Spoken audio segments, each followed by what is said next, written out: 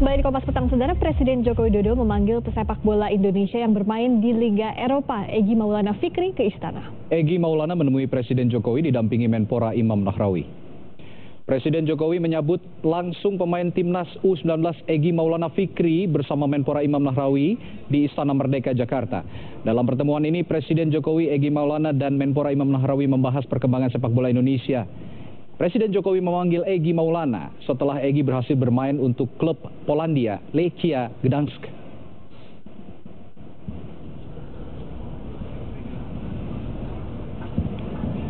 Selepas pertemuan dengan Presiden Jokowi, Egy Maulana menyatakan dirinya diminta oleh Presiden Joko Widodo untuk terus mengembangkan diri di Liga Eropa. Selain itu, Presiden Jokowi juga berharap Egy menjadi semacam duta negara yang memperkenalkan kemajuan Indonesia di Eropa.